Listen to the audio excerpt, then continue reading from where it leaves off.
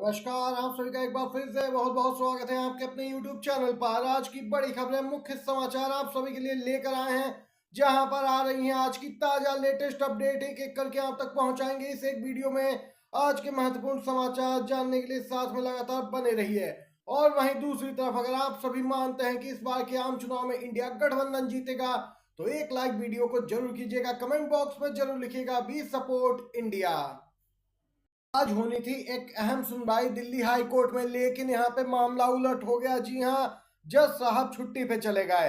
पूरा मामला आप सभी को बताते चले। महत्वपूर्ण खबर है, पीएम मोदी धर्म, मंदिर और भगवान के नाम पर वोट मांग रहे हैं, इसलिए उनके चुनाव लड़ने पर 6 साल की रोक लगाई जाए। ऐसी मांग के साथ एक याचिका दिल्ली हाई कोर्ट में आज लगी थी और आज ही इस पर सुनवाई होनी थी, लेकिन सुनवाई नहीं हुई क्योंकि सुनवाई से पहले ही जज साहब छुट्टी पे चले गए और याचिका लंबित पड़ी है।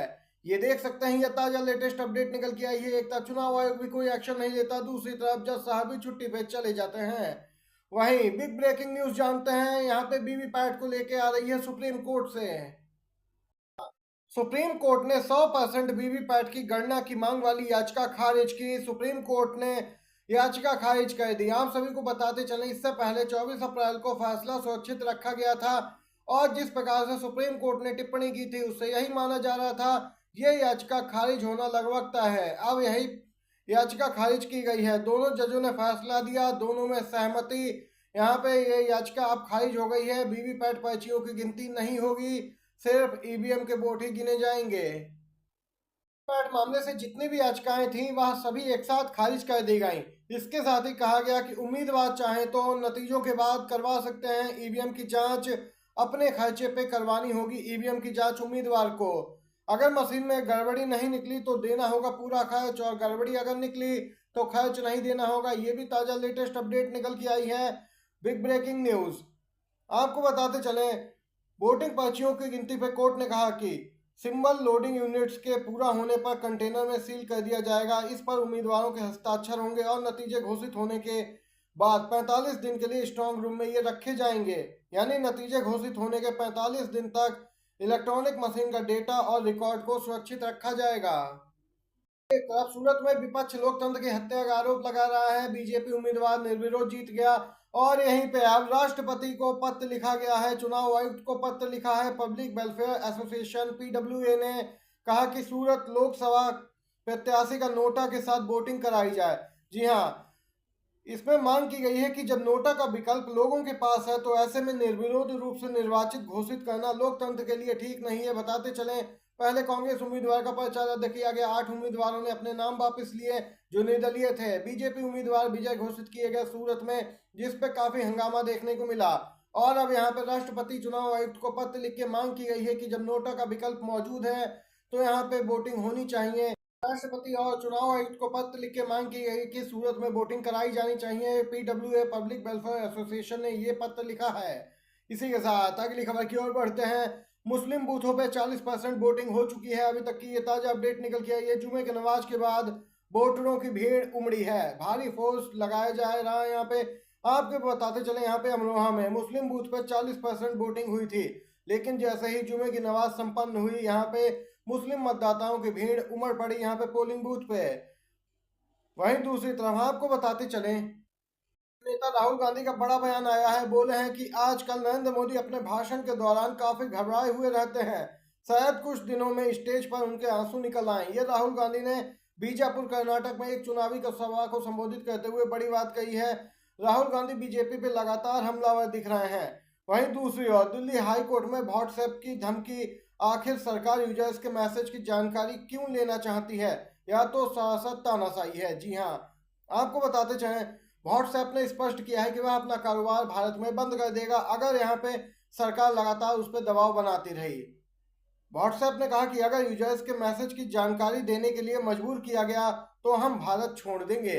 ये व्हाट्सएप ने स्पष्ट किया है। सरकार चाहती है कि यहाँ पे इंक्रिप्शन यहाँ पे हटाए व्हाट्सएप, जिससे कि मैसेज पढ़े जा सके सरकार द्वारा, और व्हाट्सएप ने इसे सरासर तानाशाही बताया है। के मतदान से संबंधित बड़ी खबरें जान लेते हैं। जी हाँ, 2 घंटे से बूथ संख्या 335 गाजियाबाद लोकसभा के नाहल में वोटिंग मशीन बंद पाई गई। हर जगह मुस्लिम इलाकों में वोटिंग स्लो कर रखी गई है। वोटर्स को धमकाया जा रहा है। वहीं इसके साथ जानते हैं अमरोहा लोकसभा के बूथ संख्या 15 पर समाजवादी पार्टी के कार्यकर्ताओं को पुलिस द्वारा धमकाने की खबर भी सामने निकल के आई है। चुनाव आयोग से शिकायत की है समाजवादी पार्टी ने कि संज्ञान ले चुनाव आयोग, निष्पक्ष यहाँ पे मतदान सुनिश्चित हो सके। वहीं मेरठ से भी अपडेट आई है। मेरठ लोकसभा में मेरठ कैंट में बूथ संख्या 110 पे वीवीपैट नहीं काम कर रही है। मतदाताओं को पर्ची ही नहीं दिख रही और इसकी भी शिकायत चुनाव आयोग के पास की गई। वहीं गाजियाबाद लोकसभा के गाजियाबाद में बूथ संख्या 335 पे लंबे समय से इलेक्ट्रॉनिक मशीन खराब पड़ी रही और यहां पे किसी ने सुध नहीं ली। बाद में जाके 2 घंटे बाद मशीन ने फिर से काम करना शुरू किया जब बदली गई। यहाँ पे देख सकते हैं किस प्रकार से लगातार खामियां निकल के आ रही हैं मशीनों में, कहीं इलेक्ट्रॉनिक मशीन में, कहीं वीवीपैट में, जिससे कि मतदान यहाँ पे प्रभावित होता दिख रहा है। बिग ब्रेकिंग न्यूज आ रही है कर्नाटक से निकल के। डिप्टी सीएम डीके शिव कुमार ने बड़ा दावा किया है, इस बार केंद्र में बनेगी इंडिया गठबंधन की सरकार। कांग्रेस कर्नाटक में 20 सीटें जीत रही है। जी हाँ, 20 सीटों पे आगे है कांग्रेस पार्टी। ये जो यहाँ पे सर्वे कराया कांग्रेस लीडर्स ने, उसके अनुसार ये रिपोर्ट यहाँ पे सौंपी गई है। डीके शिव कुमार डिप्टी सीएम, इन्होंने बताया कि कर्नाटक में शानदार प्रदर्शन कर रही है कांग्रेस। पूरे दक्षिण भारत से बीजेपी का इस बार सफाया होने जा रहा है। अभी तक डीके शिव कुमार द्वारा कहा जा रहा था 15 से 17 सीटें कांग्रेस के पक्ष में हैं, जिस पर माहौल अच्छा दिख रहा है, लेकिन अब ये संख्या बढ़ती जा रही है। डिप्टी सीएम डीके शिव कुमार ने कहा है कि जैसे जैसे आगे के चरण आते जाएंगे वैसे वैसे यहाँ पे संख्या और भी बढ़ेगी सीटों की। कर्नाटक में बीजेपी का बुरा हाल है। बीजेपी जेडीएस गठबंधन कुछ खास नहीं कर पाएगा। 20 सीटें जीत रही है कांग्रेस, ये यहाँ पे बड़ा दावा किया है डीके शिव कुमार ने। राहुल गांधी लगातार बीजेपी पर हमलावर हैं। राहुल गांधी बोले हैं, संविधान से हिंदुस्तान के लोगों को उनका अधिकार मिला, आवाज और आरक्षण मिला है, लेकिन देश में पहली बार एक पार्टी और एक व्यक्ति हिंदुस्तान के संविधान और लोकतंत्र को खत्म करना चाहता है। एक तरफ नरेंद्र मोदी संविधान को खत्म करने की कोशिश कर रहे, दूसरी तरफ इंडिया गठबंधन संविधान को बचाने के प्रयास में लगा है। वहीं राहुल गांधी ने कहा कि पीएम मोदी 24 घंटे आपका ध्यान भटकाने की कोशिश करते हैं। किसी दिन वह पाकिस्तान और चीन की बातें करेंगे, किसी दिन वह आपको थाली बजाने को कहेंगे और मोबाइल की फ्लैश लाइट ऑन करने को कहेंगे। राहुल गांधी ने कहा कि नरेंद्र मोदी जी ने बीते 10 साल में सिर्फ गरीबों से पैसा छीना है। उन्होंने देश के 22 लोगों को उतना धन दे दिया जितना देश के 70 करोड़ लोगों के पास है। हिंदुस्तान में 1% लोग ऐसे हैं जो 40% धन कंट्रोल करते हैं।